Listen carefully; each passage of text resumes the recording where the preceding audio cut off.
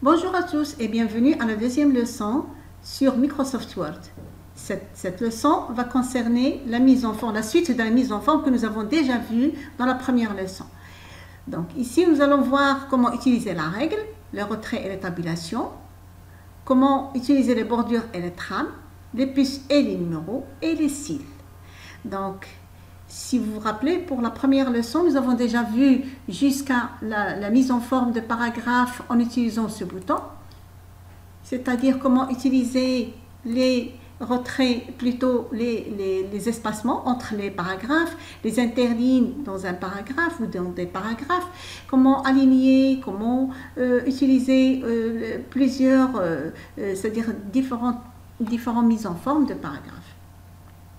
Aujourd'hui, ou dans cette leçon, dans cette vidéo, vous allez voir comment utiliser la règle, c'est-à-dire le retrait et les tabulations. Passons maintenant à la pratique. Voici, j'ai un texte ici et je voudrais utiliser tout d'abord ce qu'on appelle nous avons ici des retraits. Donc, nous avons ici la règle qui est affichée en haut, la règle horizontale, et nous avons ici aussi la règle verticale. Ce qui concerne la règle horizontale, il y a des petits trucs ici, c'est-à-dire ce sont des retraits. Là, le premier triangle en haut dirigé vers le bas, c'est le retrait de la première ligne. Puis il y a l'autre, c'est-à-dire ici, c'est le retrait négatif et ici, c'est le retrait à gauche. De même, ici, c'est le retrait à droite. Retrait à droite. Et il y a aussi ce qui concerne, si j'obtiens ici une flèche, c'est la marge de gauche et ici c'est la marge de droite. Ce qui concerne les marges, ça concerne tout le document. Tout le document. Bien. Je me mets à l'intérieur d'un paragraphe, n'importe lequel. Je vais justifier tout d'abord. Et maintenant, je vais aller ici au retrait de la première ligne. Je clique et je glisse. Je laisse mon doigt enfoncé sur le bouton gauche de la souris. Je glisse jusqu'à 1 cm. Voici donc mon paragraphe. Il a avancé, sa première ligne a avancé de 1 cm. Regardez ici, pour voir plus clair. Ici, c'est le retrait de la première ligne. Passons au deuxième paragraphe. Bien sûr, je vais justifier tout le paragraphe pour voir mieux. Voilà. Donc ici, je voudrais utiliser par exemple le retrait c'est-à-dire le retrait ici à gauche. Je suis dans le deuxième paragraphe, je vais le mettre en rouge, que ce soit plus clair. Alors, pour voir la différence, je vais mettre mon deuxième paragraphe en rouge. Voilà, nous avons déjà utilisé le double clic pour sélectionner un paragraphe. Je vais le mettre en rouge pour que ça soit, c'est-à-dire soit différent des autres, et dans lequel on va utiliser maintenant le retrait à gauche. Voilà, par exemple de 2 cm. La même chose, retrait à droite de 2 cm. Voici mon paragraphe. Bien sûr, sans sélectionner le paragraphe, mon curseur est déjà dans le paragraphe et nous avons utilisé les retraits ici. Bon, le retrait de la première ligne, je peux l'utiliser encore. Voilà, de 1 cm ici. Et voici mon paragraphe, comment il est. Je peux aussi utiliser le retrait négatif. Ici. Regardez. C'est-à-dire, bon, la première ligne va rester à sa place.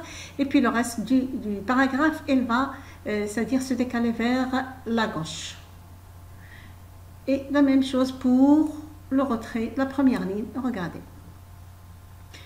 De même, dans ce paragraphe, je voudrais, bon, ce n'est pas la peine de sélectionner le paragraphe, je me mets n'importe où et je vais utiliser maintenant les marges. Les marges en utilisant les flèches, la flèche.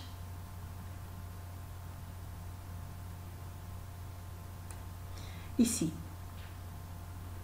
Si je clique et je glisse, tout mon document, sauf bien sûr celui-là qui est avec un retrait négatif, tout mon document, regardez, tout mon document, maintenant est mis à la marge de gauche que j'ai déjà indiqué. Je vais remettre mon paragraphe normal comme les autres. Et ici, bien sûr, la marge, pour ce qui concerne la marge de droite, la même chose. Voici tout le document, on va se mettre à cette marge de 12 ici. Voilà, regardez. Tout le document, sans exception, c'est pas le paragraphe, mais c'est la marge de droite et la marge de gauche. Je vais annuler pour ce qui concerne les marges. Voilà, ici je reprends, ici bien sûr, je remets mon paragraphe comme normal, à partir bien sûr du début de la règle, ou plutôt du début de la marge. Et maintenant, on va essayer d'utiliser, je vais utiliser les taquets de tabulation. Ici, ce sont des retraits à gauche, de droite, de la première ligne, etc., les marges, etc. Mais ici, je vais utiliser cette fois-ci, je vais utiliser les taquets de tabulation. Bien. Je vais essayer de créer un tableau virtuel sans être tracé, sans tracer le tableau. Je vais remplir un tableau avec des données sans avoir à tracer un tableau. Donc, en utilisant bien sûr les taquets de tabulation. Supposons que je voudrais par exemple commencer mon tableau à partir de là. Donc ici, la tabulation gauche, je sélectionne parce qu'il y a plusieurs, regardez, il y a plusieurs. Chaque fois, vous avez une tabulation différente. Je commence par celle de gauche, voilà, celle de gauche, et je clique ici. Je commence par exemple mon tableau à partir de 1 cm, ici. Je vais descendre encore un peu pour voir où ça va commencer. Je voudrais encore mettre, par exemple, la deuxième colonne va commencer à partir de là, ou plutôt ici. Voilà. Supposons la troisième colonne, je voudrais centrer les données de la troisième colonne ici. Je clique, je change, voilà, ça c'est pour centrer, c'est-à-dire tabulation centrée. Je vais l'utiliser ici. Voilà. Et enfin, je vais utiliser la tabulation de droite, ici, pour terminer, pour fermer mon tableau. Maintenant, pour se déplacer dans mon tableau, j'utilise la touche de tabulation qui se trouve, la touche qui se trouve sur le clavier à gauche de la lettre A. Bien, donc je tape sur la touche, je me déplace automatiquement vers le premier emplacement. Ok. Voilà. Je continue maintenant. Je tape, par exemple, code. Tabulation. Il faut toujours travailler avec la tabulation, pas entrée et pas espace, c'est pour dans la même cellule. Voilà, tabulation. Voici mon curseur, il s'est déplacé vers la deuxième colonne. J'écris par exemple désignation. Désignation. Encore tabulation pour me déplacer vers l'autre. Je vais taper par exemple prix. Prix par exemple. Et là, encore tabulation et j'écris par exemple quantité. Donc ici, ça a commencé à partir de la gauche vers la droite, de la gauche vers la droite. Ici, ça a été centré. Et ici, bien sûr, de la droite vers la gauche. J'ai encore entrée, puis tabulation, et je me mets ici directement en dessous c'est-à-dire dans la première colonne. C'est-à-dire la deuxième colonne, la première cellule. Je tape par exemple voilà, ordinateur.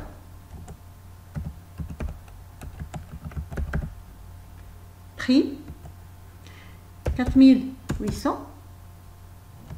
Quantité 8. Entrée, tabulation, IM, n'importe. Imprimante. Encore le prix 2300 et la quantité 13. Entrée, encore, sans tracer mon tableau. Vous pouvez remarquer ici que mon tableau est bien organisé, comme s'il est tracé et j'écris directement dans les cellules. Voilà, je continue. Par exemple, CL, c'est clavier. Ici, le prix, 150. Et la quantité, 15. Entrée. Et ainsi de suite. Vous pouvez continuer. Vous pouvez même changer, c'est-à-dire les taquets de tabulation et ainsi de suite. Supposons que j'ai terminé et je voudrais sortir de mon tableau. Alors, ici, je vais encore taper Entrée. Toujours, j'ai les tabulations. Attention, je dois les faire disparaître. D'accord? Bien sûr, sans problème. Voilà, ils ont disparu. Et voilà, maintenant, je continue. Si j'utilise la tabulation, c'est-à-dire la touche de tabulation, elle va se déplacer 1 cm, 1 cm, 1 cm. Normal. C'est-à-dire, c'est pas la même chose que ici dans le tableau. Voilà ce qui concerne les tabulations. Maintenant, on va passer à la suite, ce qui concerne les puces et les numéros. Les puces et les numéros. Reprenons ici notre texte et nous allons voir que j'ai déjà mis un petit... Voilà, ici, que je voudrais copier pour mettre deux choses, puces et numéros, copier. Et je vais mettre ici, coller.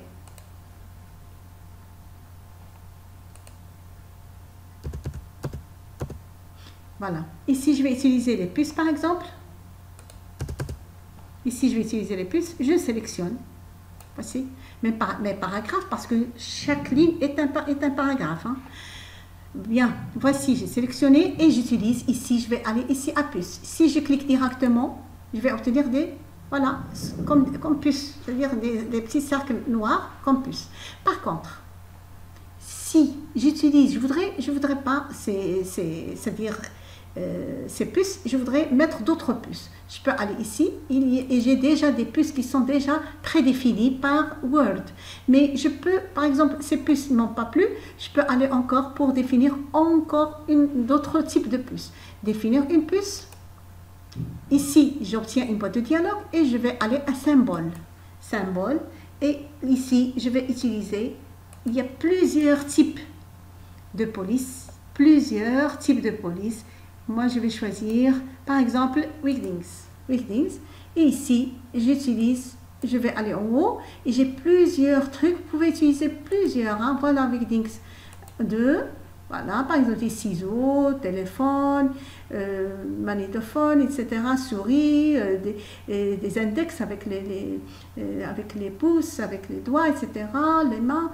Vous avez plusieurs. Voilà, encore avec des flèches, etc. Bon, plusieurs symboles que vous pouvez utiliser à partir de caractères spéciaux. J'utilise par exemple un symbole parmi ceux-ci. Par exemple, j'utilise par exemple l'avion. Ici, OK. Mais je voudrais que mon avion soit plus clair. Je vais aller à police. Et je définis, j'agrandis. J'augmente la taille, voilà. Encore, je peux augmenter encore en plus, voilà. J'utilise la couleur de la police, j'utilise le rouge, voilà. Mon avion est rouge, voilà. Voilà. Donc, je peux même le souligner, je peux utiliser un soulignement bleu, et la couleur du soulignement bleu. Je vais obtenir donc, voilà, même bleu foncé, un peu bleu foncé, comme ça, par exemple. Et voilà, mes puces vont être comme ça. Voilà. OK. Et voilà. Voilà mes puces. Voilà, donc mes paragraphes, ils sont mis avec des puces ici. La même chose pour les numéros. Je vais aller à, voilà, je vais mettre ces paragraphes avec des numéros. Aller à ici, dans numéros. Je peux mettre directement des numéros par défaut qui sont donnés 1, 2, 3 avec un point, 1, 2 points, etc. Comme je peux aller ici et je peux mettre par exemple le grand 1, grand 2, etc. Grand A, grand B, petit a, petit b, etc. Un tiret, deux tirets. Mais maintenant, moi, je voudrais pas. Je voudrais changer, par exemple, mettre la couleur ici pour les numéros. Je peux changer même le tiret ou le point par autre chose. Donc, je vais aller ici, définir un nouveau format de numérotation. Je clique et là, bien sûr, je vais enlever le point. Je supprime le point. Et je mets par exemple étoile. Ok, j'ai sélectionné les deux. Maintenant, je vais aller à police pour mettre en forme mes numéros. Bien sûr, j'utilise la taille, je peux agrandir la taille. La même chose, gras, italique, par exemple, ou gras tout simplement, sans italique. J'utilise la couleur. Je vais utiliser maintenant la couleur rouge, par exemple. Voilà. Je peux même utiliser la police, mais de toute façon pour les numéros, ça ne va pas donner grand chose. Et voilà, je mets OK. Et vous aurez le numéro, voilà, les nouveaux numéros. 1 étoile, 2 étoiles, etc. Voici donc comment mettre des numéros ou des puces pour des paragraphes. Bien sûr, des puces bien définies, c'est-à-dire que vous avez défini vous-même en utilisant les symboles, d'accord, ou les caractères spéciaux. La même chose pour changer la numérotation normale de Microsoft Word par ce que vous désirez. Maintenant, il nous reste encore les styles. Voir les styles. Les styles, c'est ici. Nous avons terminé ici. Donc, il faudra encore les bordures et trames et les styles. Bon, comment mettre un paragraphe, c'est-à-dire un style à un paragraphe déjà. Donc, je le mets déjà saisi. Donc, ici, parce que là, c'est le style normal. Voilà le style normal. Je peux même mettre, par exemple, en paragraphe un autre style, par exemple ici, soit le paragraphe, soit le texte, ça dépend. Si je clique ici, c'est le mot. Ici, c'est le mot. Par exemple, ici, la même chose. Regardez, plusieurs, vous aurez, voilà, ici, c'est pour le paragraphe, tout le paragraphe. Ici, c'est pour le paragraphe, par exemple. Je peux laisser mon paragraphe comme ça. D'accord? Je peux, par exemple, le justifier, et voilà. La même chose ici, justifier, et je peux utiliser un autre style. C'est pour utiliser des styles. D'accord? Pour les titres, on va les utiliser dans le sommaire. Voilà. Supposons que je voudrais enlever la mise, c'est-à-dire le style, je peux effacer la mise en forme, comme je peux appliquer des styles de différentes façons.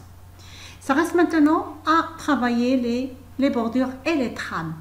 Comment mettre une bordure à un paragraphe et comment mettre une trame dans un paragraphe ou à un texte. Bon, je sélectionne mon paragraphe. Je voudrais que mon paragraphe soit un peu... ici, normalement, ça doit être... pour enlever le souligné en vert. Et je voudrais mettre mon paragraphe un petit peu vers 1 cm, la marge, plutôt pas la marge, mais le retrait gauche, la même chose, retrait de droite. Voilà. Et pour mon paragraphe, je voudrais l'encadrer avec, je vais aller ici, soit plutôt ici directement dans cette icône, je clique. Soit je mets le bordure ici, ou bien je préfère utiliser bordure et trame. Voilà, je clique. Je vais utiliser ici bordure avec 3D. Aucun encadrement, ombre avec 3D. Le style, je choisis un style pour mon paragraphe, pour la bordure de mon paragraphe. J'utilise la couleur aussi. Par exemple, la couleur rouge. Je vais utiliser, là c'est pour l'appliquer si je l'applique à un paragraphe, ou je peux l'appliquer à un texte. Moi je préfère à un paragraphe. Ok. Voici donc, regardez, voici mon paragraphe, il est déjà encadré ou quadrillé. Je resélectionne pour mettre une trame de fond. Je sélectionne mon paragraphe, comme d'habitude, et je vais ici, soit ici dans la trame de fond, c'est-à-dire la trame, je clique ici sur le bouton, je choisis une couleur parmi ces couleurs, ou bien je peux même aller utiliser autre couleur, cliquer sur autre couleur, je peux définir d'autres couleurs ici, comme je peux aller directement sur ce bouton, et là, trame de fond. Et à partir de là, je peux choisir une couleur, la même chose que, vous pouvez remarquer que c'est la même chose que ce bouton. Ok, je vais choisir une couleur, par exemple celle-là. Et voilà, ok, paragraphe toujours, et ok. Voilà, voici mon paragraphe, il est mis avec, c'est-à-dire une bordure, c'est-à-dire autour, et une trame de fond. Pour le texte, par exemple, si j'ai par exemple un titre, je vais vous montrer autre chose. Par exemple, j'ai un titre, que je vais centrer. Mise en forme, par exemple, que je vais centrer.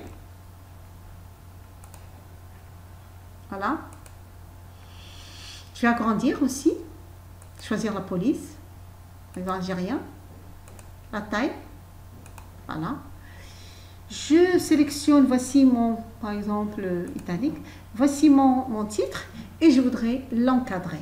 Si j'utilise ce quadrillage ici, par exemple, n'importe, j'utilise un style, un autre style, même celui-là que je vais utiliser tout à l'heure, et si je laisse appliquer un paragraphe, vous allez remarquer que le quadrillage va se mettre sur toute la ligne, Moi, je voudrais encadrer seulement mise en forme.